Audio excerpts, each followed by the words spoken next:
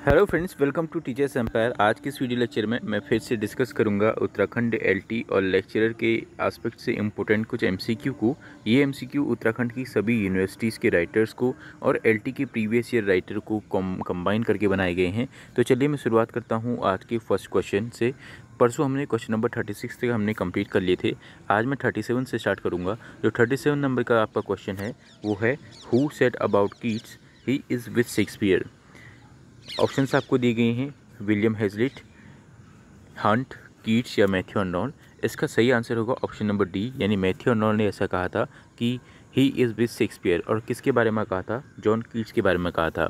अगर बात करूं मैथ्यू अर्नोल्ड की, तो मैथ्यू अर्नोल्ड आपके 19वीं सेंचुरी से बिलोंग करते हैं। इसके साथ साथ मैथ्यू अर्नोल्ड अपने फेमस वर्क डोवर बीच के लिए जाने जाते हैं, और सोराब एंड रुस्तम करके भी इनका वर्क है, और थ्राइसिस करके भी इन्होंने एक वर्ड लिखा था। क्या करके? थ्राइसिस, THYRIS, थ्राइसिस करके भी मैथ्यू अर्नोल्ड का वर्क है। और मैथ्यू अर्नोल्ड कौन सी सेंचुरी से बिलोंग करते हैं? 19वीं सेंचुरी से। ये आप इंपॉर्टेंट फैक्ट है, छोटा सा क्वेश्चन है लेकिन ईजी क्वेश्चन है। अगर आपको आता है तो आपके 1 मार्क्स इसमें कहीं नहीं जाएगा। बात करूं अगर मैं ऑप्शन नंबर सी यानी जॉन कीट्स की, तो जॉन कीट्स के बारे में आप जानते ही हैं, जो कि अपने बहुत ही फेमस ओड्स के लिए जाने जाते हैं, जिनमें आपका odd on a Grecian earn भी एक ओड है। इसके साथ साथ अब आप मुझे बताएंगे कि जो ओड टू ऑटोमन किसने लिखा था और ओड टू नाइटिंगेल किसने लिखा था। ये सभी ओड्स किसने लिखे हैं? आपका जॉन कीट्स ने ही लिखे हैं। ठीक है। अगर बात करूं मैं जॉन कीट्स के जो इम्पोर्टेंट फैक्ट की, तो 1795 से लेकर के 1821 ये इनका लाइफ स्पैन है, बहुत इंपॉर्टेंट है और पूछा जाता है क्वेश्चंस में। और ये कौन सी जनरेशन से बिलोंग करते हैं रोमांटिक एज के? तो second generation of romantic as से बिलोंग करते हैं। अब आप मुझे first generation of romantic as के राइटर का नाम बताएंगे कमेंट बॉक्स में। मैं कमेंट में आपके आंसर्स के मैं इंतजार में रहता हूं, और आप वीडियो का आप लाइक ज़रूर करेंगे। ठीक है। नेक्स्ट क्वेश्चन की ओर ऑप्शन की ओर बढ़ता हूं, जो है आपके हेजलिट, हंट, यानी मैं आपको एक फैक्ट इन तीनों के बारे में बताऊं। जो हेजलिट, हंट और कीट्स हैं, ये तीनों ही राइटर एक स्कूल से बिलोंग करते हैं, जिसको हम लोग इंग्लिश लिटरेचर में कुकनी स्कूल ऑफ पोइट्री के नाम से जानते हैं। COOKNAY, कुकनी स्कूल ऑफ पोइट्री से बिलोंग करते हैं, जो कि रोमांटिक एज के राइटर हैं। ठीक है। नेक्स्ट बढ़ता हूँ क्वेश्चन नंबर 38 की ओर। क्वेश्चन नंबर 38 आपको दिया गया है, Wordsworth did not wrote a sonnet on. Options आपको दिए गए हैं, John Milton, Shakespeare, PV Shelley, Philip Sidney या बेन जॉनसन। इसका सही आंसर होगा ऑप्शन नंबर डी, यानी बेन जॉनसन इसका सही आंसर है। कि वर्ड्सवर्थ ने किस राइटर के ऊपर सोनेट में मेंशन नहीं किया, उसका सही आंसर होगा option number D, Ben Jonson. बात अगर मैं करूं John Milton, option number A की, तो जॉन मिल्टन जो कि जाने जाते हैं अपने बहुत ही फेमस वर्क पैराडाइज लॉस्ट के लिए, और पैराडाइज लॉस्ट जॉन मिल्टन ने लिखा था। इसके साथ साथ ऑन हिज ब्लाइंडनेस भी इन्होंने लिखा था, जो कि 1652 में पब्लिश हुआ था। ये भी पूछा जाता है कि जॉन मिल्टन ब्लाइंड कब हुए थे? 1652 में।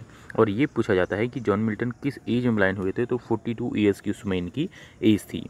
अगर मैं बात करूं ऑप्शन नंबर बी यानी विलियम शेक्सपियर साहब की, तो विलियम शेक्सपियर आप जानते हैं जिनका बर्थ हुआ था आपका 1564 में। अब आप मुझे इनकी डेथ बताएंगे, डेथ इनकी कब हुई थी? विलियम शेक्सपियर अपनी 4 ग्रेट ट्रेजेडीज़ के लिए जाने जाते हैं, जिसे हम लोग होकम करके याद करते हैं, HOKM, होकम।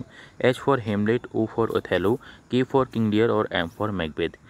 फिलिप सिडनी की अगर बात करूं option number C, Philip Sidney जो कि एलिजाबेथन एज के राइटर हैं, और फिलिप सिडनी जिन्होंने कि एस्टोफल एंड स्टेला नाम का आपका सोनेट सीक्वेंस लिखा था। इसके साथ साथ ऑस्ट्रिया रिडक्स करके भी इनका एक वर्क है। किसका? फिलिप सिडनी का। आप जो LT वाले हैं, आपने फिलिप सिडनी की डिटेल में नहीं जाना है, बस आपने जो इसके इंपोर्टेंट फैक्ट हैं ये आपने याद रखने हैं। एक तो ऑस्ट्रिया रिडक्स इन्होंने लिखा था, दूसरा इन्होंने एक सीक्वल लिखा था, एस्टोबल एंड स्टेला। नेक्स्ट क्वेश्चन है आपका, ये क्वेश्चन आपको याद होगा करके मैंने केवल इसमें एक ही ऑप्शन दिया है, who wrote the poem Education of Nature. ये इंपॉर्टेंट क्वेश्चन है, हाल ही में किस एग्जाम में पूछा गया है। तो आपका एजुकेशन ऑफ नेचर जो पोएम है वो किसने लिखी थी? विलियम वर्ड्सवर्थ साहब ने लिखी थी। विलियम वर्ड्सवर्थ की अगर बात करूँ तो 1798 से रोमांटिक एज की शुरुआत मानी जाती है, और विलियम वर्ड्सवर्थ साहब हमारे एक पोएट लॉरिएट भी रहे थे। और इनके बाद कौन पोएट लॉरिएट बने? आपके टेनीसन साहब इनके बाद आपके पोएट लॉरिएट बने थे। अब आपने मुझे बताना है कि विलियम वर्ड्सवर्थ किसके बाद आपके पोएट लॉरिएट बने थे। ठीक है। और विलियम वर्ड्सवर्थ का लाइफ स्पैन काफ़ी इंपॉर्टेंट रहता है, उसे भी याद रखेंगे। इन्होंने बहुत सारी पोएम्स लिखी, जिनमें आपका नेचर करके भी एक पोएम आती है। ठीक है। और इन्हें हम लोग एक पोएट के नाम से जानते हैं, जो कि नेचर लवर होते हैं। ठीक है, उसे भी आप लोग ध्यान रखेंगे। इंपॉर्टेंट पोएम्स में आपने की दो पोएम्स याद रखनी, एक तो आपकी द प्रेल्यूड हो गया, इसके साथ साथ द सोलिटरी रीपर हो गया, ये आपने ध्यान रखना है। और द सोलिटरी रीपर से अक्सर क्वेश्चन पूछे जाते हैं। द प्रेल्यूड कब पब्लिश हुई थी ये भी आप मुझे बताएंगे, ठीक है। और वर्ड्सवर्थ को हम लोग क्या किस नाम से जानते हैं, आपका नेचर लवर के नाम से भी हम वर्ड्सवर्थ को जानते हैं, ठीक है। नेक्स्ट क्वेश्चन की अगर मैं बात करूँ, नेक्स्ट क्वेश्चन आपका है who wrote the poem mythological king, यानी माइथोलॉजिकल किंग नाम की पोएम किसने लिखी थी, ये आपने मुझे बताना है। ऑप्शंस आपको दिए गए हैं T S. Eliot, Tennyson, William Wordsworth या जॉन मिल्टन। इसका सही आंसर है ऑप्शन नंबर बी, यानी अल्फ्रेड लॉर्ड टेनिसन ने माइथोलॉजिकल किंग नाम की पोएम लिखी थी। टेनिसन की अगर बात करूं तो टेनिसन आपके विक्टोरियन एज के राइटर हैं। इन मेमोरियम करके इन्होंने एक पोएम लिखी थी अपनी, किस नाम से, इन मेमोरियम नाम से। पोएट लॉरेट भी बने थे, कब बने थे, 1829 में बने थे। कौन, टेनिसन साहब, ठीक है। अगर मैं बात करूं इनकी यूनिवर्सिटी की कि ये कौन सी यूनिवर्सिटी से पढ़े थे, तो ये कैम्ब्रिज यूनिवर्सिटी से पढ़े थे। टिम्बकटू करके भी इनकी एक बहुत ही फेमस पोएम है जिसके लिए इनके चांसलर्स गोल्ड मेडल मिला था। और अगर मैं बात करूं इनके एक और वर्क की, तो ब्रेक ब्रेक ब्रेक करके भी इनकी एक पोएम है, किसकी, अल्फ्रेड लॉर्ड टेनिसन साहब की, ठीक है, जो कि एक एलिजी है। नेक्स्ट अगर मैं बात करूं आपकी विलियम वर्ड्सवर्थ साहब की, तो मैंने अभी आपको इनके बारे में बताया है। जॉन मिल्टन की बात करूं तो पैराडाइज लॉस्ट के लिए जाने जाते हैं जॉन मिल्टन, और 42 ईयर्स की एज में ब्लाइंड हो चुके थे, ये क्वेश्चन पूछा जाता है। और टी.एस. इलियट यानी थॉमस स्टर्न इलियट, जो कि जाने जाते हैं अपने फेमस वर्क के लिए जिसका नाम है आपका प्रूफवर्क एंड अदर ऑब्जर्वेशन। क्या नाम है, प्रूफवर्क एंड अदर ऑब्जर्वेशन, जो कि इनका फर्स्ट पोइट्री कलेक्शन है। इसके साथ साथ द वेस्टलैंड करके इनका बहुत ही फेमस वर्क, और रिपीटेडली एग्जाम में पूछा जाता है द वेस्टलैंड, जो कि आपका 5 पार्ट्स में लिखा गया था, ठीक है। और वो 5 पार्ट्स कौन कौन से हैं आपने मुझे बताना है, जो कि BGFW करके हैं। बी से आता है आपका द बरियल ऑफ डेथ, जी से आता है आपका अ गेम ऑफ चेस। बाकी के आप 3 पार्ट के नाम आप मुझे कमेंट बॉक्स में बताएंगे। अगर आप मेरे डेली वीडियोज़ देखते हैं तो आपको मैंने पहले बताए होंगे, ठीक है। नेक्स्ट क्वेश्चन की ओर बढ़ता हूँ। नेक्स्ट क्वेश्चन आपके सामने है, which Indian writer used flashback narrative technique. ये क्वेश्चंस आपको इस तरीके के क्वेश्चंस मैंने कुमाऊं यूनिवर्सिटी और ओपन यूनिवर्सिटीज़ की बुक से लिए हैं, जो आपके ग्रेजुएशन के सिलेबस में लगते हैं। LT वालों के लिए मोस्ट इंपॉर्टेंट क्वेश्चन है, इसलिए आप इनको ध्यान रखिएगा। और आप ये मान के चलिए कि जो भी मैं आपको क्वेश्चन करा रहा हूँ वो आपकी सिलेबस बेस्ड ही करा रहा हूँ, एक भी बाहर का राइटर आपको देखने को नहीं मिलेगा। Which Indian writer used flashback narrative technique. Options आपको दिए गए हैं R.K. नारायण, अनीता देसाई, मुल्कराज आनंद और विक्रम सेठ। इसका आंसर बताने से पहले मैं डिस्कस कर रहा हूँ अपने बैच के बारे में, जैसा कि आप लोग पूछ रहे हैं। तो मैं आपको बता दूँ, जो इंग्लिश लिटरेचर का जो बैच चलेगा वो 1 अक्टूबर से स्टार्ट होगा, जिसकी फ़ीस आपका 2000 रुपये मात्र होगी पूरे कोर्स की, जिसमें आपको 50 से 60 क्लासेस बनेंगी। अब इन क्लासेस में होगा क्या, जैसे मैं आपको MCQ यूट्यूब में करा रहा हूँ, ऐसे ही आपको 10-10 MCQ मैं डेली कराऊँगा और आपको रिवाइज़ कराते जाऊँगा बेसिक फैक्ट। और जो केवल LT वाले हैं, केवल वो ही इस बैच को लें, लेक्चरर वाले ना लें, क्योंकि इसका लेवल केवल LT के सिलेक्टेड राइटर्स ही इसमें पढ़ाए जाएंगे। और मैं आपको बता दूं, इसमें 10 क्वेश्चन ही नहीं हैं। अगर आप 10 क्वेश्चन अगर आप पर डे के देखते हैं तो मैं इसके 4 ऑप्शन डिस्कस करता हूं, और हर एक ऑप्शन के मैं कम से कम आपको 6 या 7 पॉइंट्स बताऊंगा, और वो 6 या 7 पॉइंट्स बहुत इंपॉर्टेंट होंगे। इसका मतलब हुआ कि 40 क्वेश्चंस आपके डेली के होंगे, और हर क्वेश्चन के आपको अगर मैं मिनिमम 6 अगर मैं आपको पॉइंट्स बताता हूं, यानी 240 फैक्ट आपके एक दिन में तैयार होंगे, ठीक है। और ये जो क्लासेस होगी लगभग 30 से 45 मिनट के बीच की होगी, यानी आपके 10-10 MCQ और उनके चारों ऑप्शंस डिस्कस होंगे, और वो 4 ऑप्शंस भी ऐसे होंगे जो आपके LT के एग्ज़ाम में पूछे जा चुके हैं। और आप देखेंगे जब आप LT का एग्ज़ाम देंगे तो आपको ज़्यादातर क्वेश्चन वही आपको वहाँ पे देखने को मिलेंगे, उसी लेवल को देखने को मिलेंगे। लेक्चरर वाले अभी क्वेरी ना करें, क्योंकि लेक्चरर के लिए ये बैच नहीं होगा। मैं आपसे फिर से रिक्वेस्ट कर रहा हूँ, दोनों का सिलेबस एक जैसा नहीं है। थोड़ा बहुत पढ़ने के लेवल पर, और आपने कितना डीप जाके पढ़ना है, कितना ऊपर पढ़ना है, ये सभी चीज़ें आपको इसमें बताई जाएंगी। तो इसलिए आप इसे ध्यान रखेंगे। 10 MCQ कराए जाएंगे, और ग्रामर के MCQ मैं बाद में लास्ट में कराऊंगा, जब आपकी 50 क्लासेस पूरी हो जाती हैं। उसके बाद जो 50 के बाद जो क्लासेस चलेंगी उसमें मैं आपको ग्रामर के MCQ और अदर MCQ भी कराऊंगा। और इसमें होगा क्या, आपको जो मैं जिस पेज में मैं MCQ लिख के लाता हूँ, आपको इसकी PDF दी जाएगी, लेकिन वो PDF आपको दिसंबर के बाद दी जाएगी, ताकि जो मेरा कंटेंट है, जो LT से रिलेटेड मैंने बना रखा है पिछले 1 साल में, वो लीक ना हो और वो MCQ लीक ना हो, ठीक है। और मैं अगर आपको बताऊं, ये जो बैच होगा इसमें केवल 50 स्टूडेंट्स ही इनरोल कर पाएंगे, उससे ज़्यादा नहीं कर पाएंगे, क्योंकि हमारा भी एक क्राइटेरिया होता है। इसलिए आप लोग जल्दी से जल्दी आप इनरोल करिए और 1 अक्टूबर से आपकी क्लासेस स्टार्ट हो जाएंगी यदि आपने इनरोल कर लिया तो। ठीक है, आपने करना क्या है, सिंपल सा आपने एक नंबर मैं आपको बता रहा हूँ, इस पर आपने अपना नेम और आपने अपना एड्रेस और आपका सब्जेक्ट क्या है वो आपने लिख के मुझे भेजना है।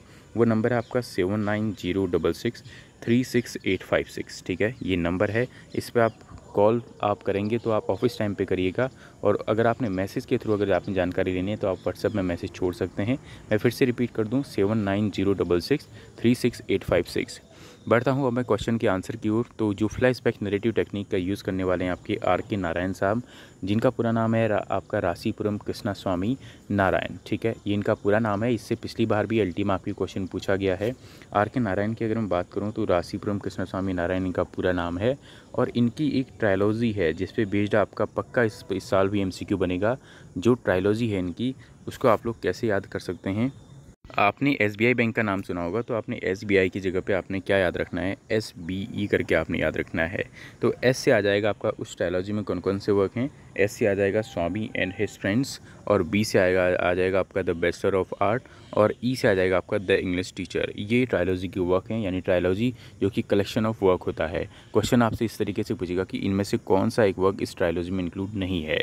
अगर बात करूँ अनीता देसाई की, ऑप्शन नंबर B, तो अनीता देसाई जो कि जाने जाते हैं अपनी famous work the clear light of the day के लिए, और अनीता देसाई को आपका बुकर प्राइज़ भी मिल चुका है, इस बात का आप ध्यान रखेंगे। Clear light of the day के लिए जाने जाती हैं आपकी अनीता देसाई जी।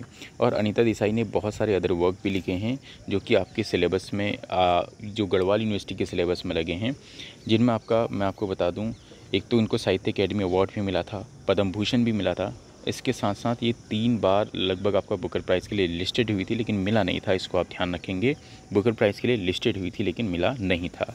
क्राई द पीकॉक इनका बहुत फेमस नोवेल है। इन 2 नोवेल को आपने ध्यान रखना है, इसमें ज़्यादा डीप आपने नहीं पढ़ना है, बस क्राई द पीकॉक और clear light of the day, ये 2 नोवेल किसके हैं, आपके अनीता देसाई जी के हैं। ठीक है, बात करूँ अगर मैं ऑप्शन नंबर C यानी मुल्कराज आनंद साहब की, तो मुल्कराज आनंद जो कि जाने जाते हैं फेमस वर्क अनटचेबल के लिए। किसके लिए, अनटचेबल के लिए जाने जाते हैं, जिसमें आपको लाखा नाम का प्रोटैगनिस्ट देखने को मिलता है और इसकी पिताजी का नाम क्या आपका बाखा है। ठीक है, और इसमें पंडित कालीचरण नाथ करके भी आपको करेक्टर देखने को मिलेगा। लाखा और बाखा और पंडित कालीचरण नाथ आपने याद रखना है, इसके करेक्टर भी आपने याद रखने हैं, क्योंकि ये भी आपके LT के लिए बहुत इंपॉर्टेंट राइटर हैं मुल्कराज आनंद, और इनका ये वर्क अनटचेबल। ठीक है, बात करूँ अगर मैं विक्रम सेठ की, तो विक्रम सेठ का आपने केवल एक वर्क याद रखना है, वो आपका the Golden Gate. The Golden Gate के लिए आपके विक्रम सेठ जी को जाना जाता है। नेक्स्ट क्वेश्चन की ओर बढ़ता हूँ। नेक्स्ट क्वेश्चन आपके सामने है, Lord Tennyson used these myths for his poetry. तो आपसे पूछ रहा है कि लॉर्ड टेनिसन किन मिथ्स का यूज़ करते हैं उनकी पोएट्री में। ऑप्शंस आपको दिए गए, एंग्लो सेक्शन, केल्टिक, जर्मनी के आयरिश। इसका सही आंसर होगा आपका केल्टिक मिथ्स का यूज़ करते हैं। नेक्स्ट क्वेश्चन है, in which of the following novels R.K. Narayan narrative technique alternatives between the past and the present, यानी R.K. नारायण की किस नोवेल में आपको पास्ट और प्रेजेंट के बीच में स्टोरी देखने को मिलती है। ऑप्शंस आपको दिए गए, the English teacher, the financial expert, the guide और मिस्टर संपत। इसका सही आंसर होगा option number C, the guide. आपने R.K. नारायण के ये वर्क भी याद रखना है, जैसे mister Sampath, the financial expert और the English teacher. The guide इसका सही आंसर है, जिसमें आपको पास्ट और प्रेजेंट 2 पार्ट में आपको स्टोरी देखने को मिलती है। आज की वीडियो में इतना ही। वीडियो को आप छोटे करके आप उसे बैक नहीं करेंगे, पहले आप लाइक करेंगे, उसके बाद आप कमेंट में ये ज़रूर बताएं कि आपको लेवल क्वेश्चंस का कैसा लग रहा है, क्या इंप्रूवमेंट करने की ज़रूरत है, और आप इस वीडियो को शेयर कर रहे हैं या नहीं कर रहे हैं, ये भी डिपेंड करेगा आप मेरे डेली आने वाली वीडियोज़ पे। वीडियो को आप शेयर करें अपने फ्रेंड्स के ग्रुप में। लगभग जितनी LT इंग्लिश की तैयारी वाले हैं वो सभी इस यूट्यूब चैनल से जुड़े रहने चाहिए। Thanks for watching this video. Thank you.